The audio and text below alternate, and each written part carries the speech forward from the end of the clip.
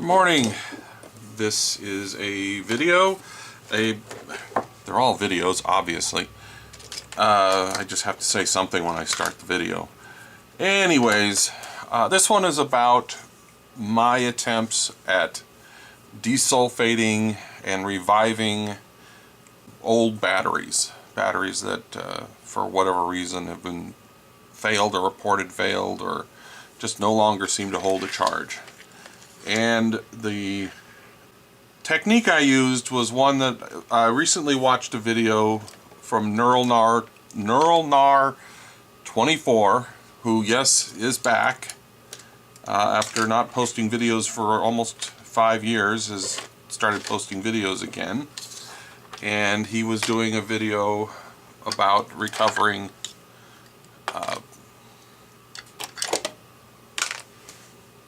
sealed lead acid batteries like this and how you would go about doing it. And so I tried his technique on the 4 batteries you see here, and yeah, I got mixed results, most of which were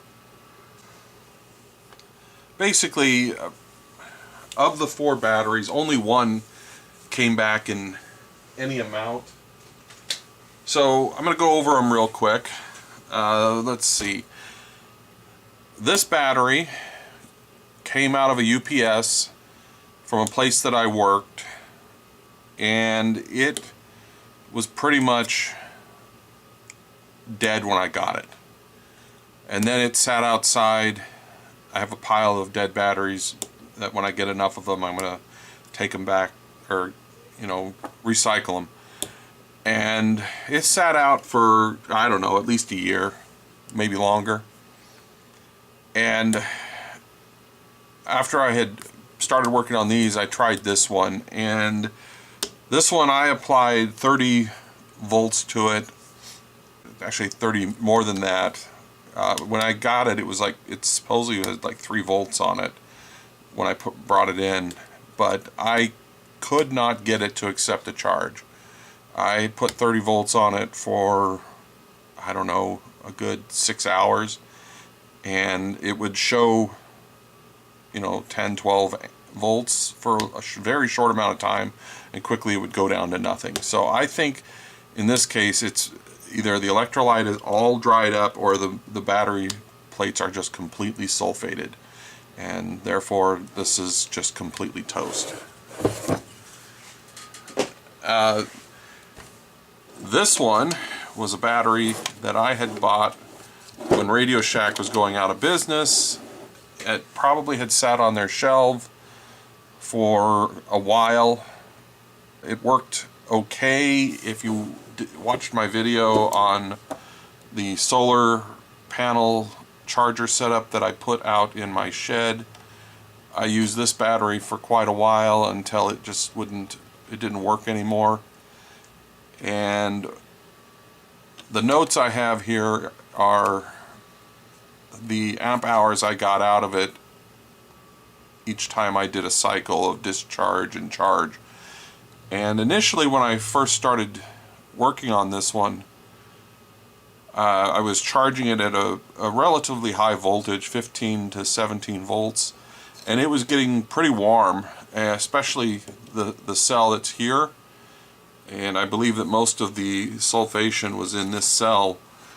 And after several cycles where I didn't discharge it so much as I would charge it and let it cool, charge it and let it cool. And I did that until it no longer got hot. And then I tried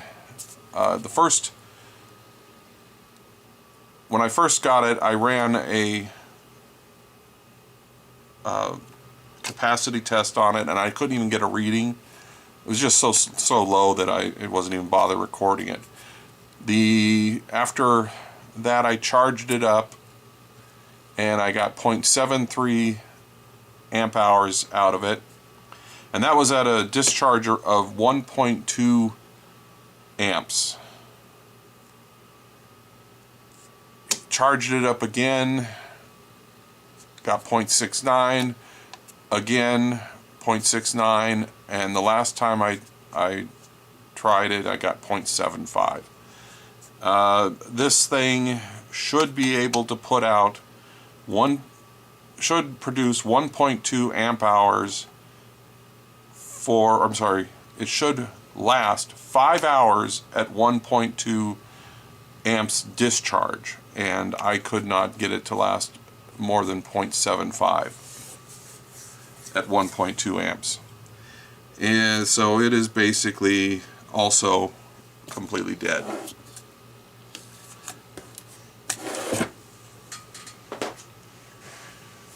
These two came out of my mother-in-law's scooter, and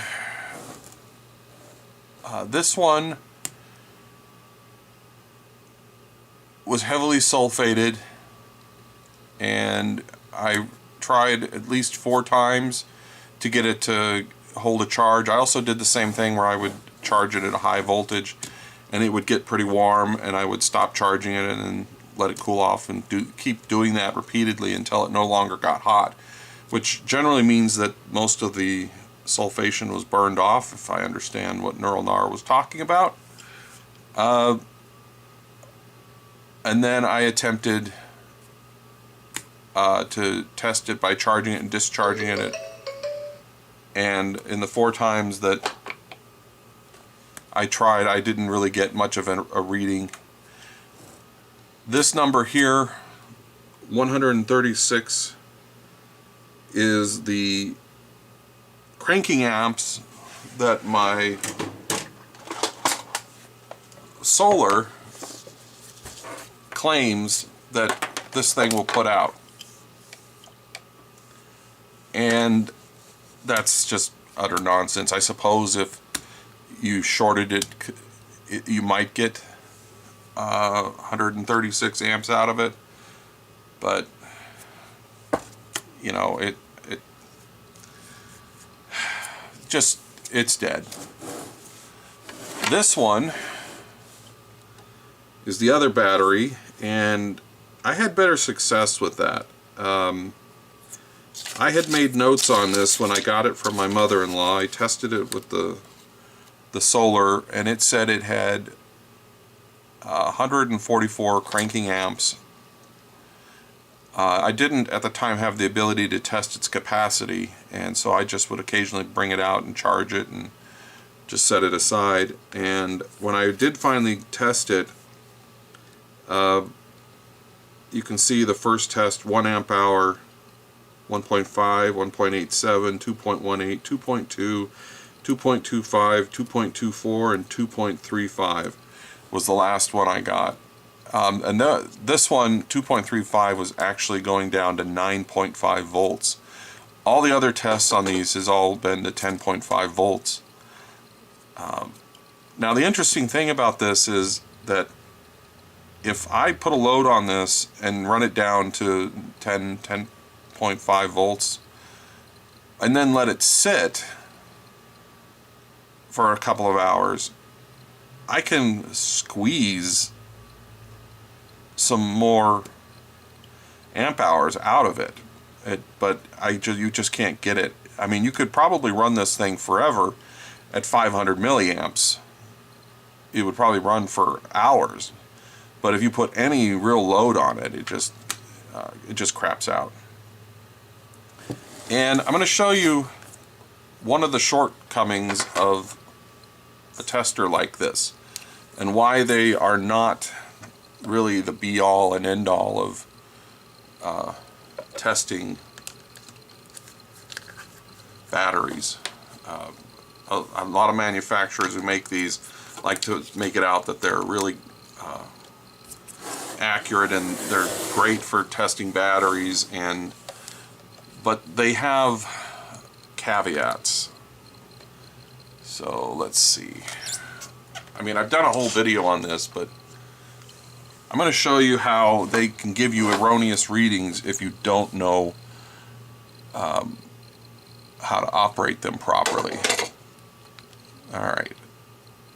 First thing is, they have actually 2 connections in here. Each one of these has 2 connections. They don't make both connections, it doesn't work right. You can see there's 2 wires going in here, and that's because it uses it actually uses a 2-wire ohm meter. So let's see if we can get this thing to work. So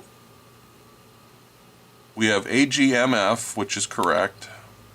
Cranking amps. It's very difficult to get cranking amps for a battery like this. What I found is if you can find the data sheet for it or one very similar, a lot of times they will give like a 5-second amp rating. And I usually use that as the cranking amps. And for this one, it's 180.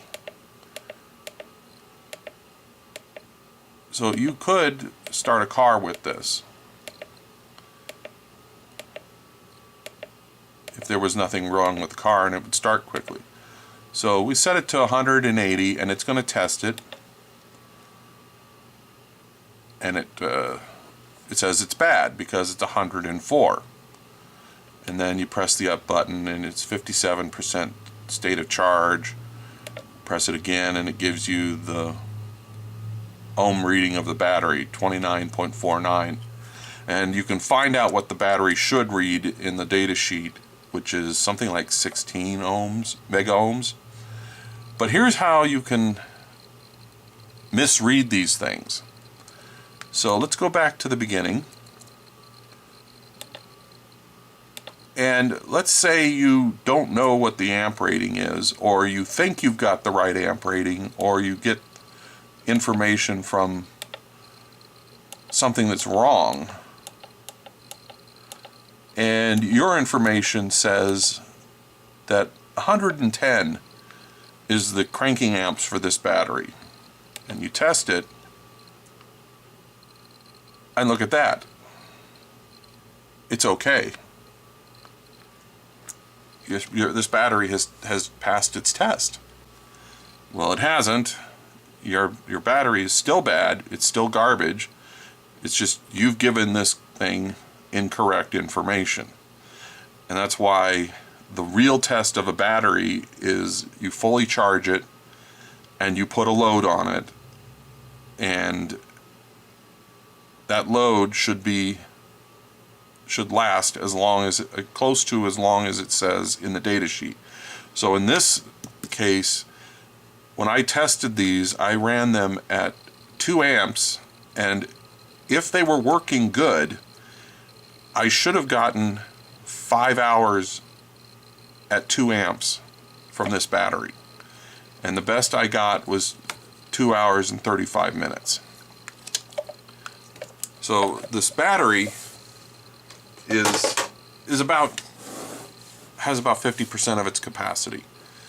I tried doing a equalization charge, which from what I've read you're really not supposed to do on these kinds of batteries, but you know, this thing was free, and if it gets worse, it's already going bad, so if it gets worse it doesn't matter. And it didn't help. And I have seen videos on YouTube of people who open these up and add water to them. That's not a good idea. There's several reasons for that. Number one is you can mess up the chemistry of these. A lot of them are filled with a gel and not water.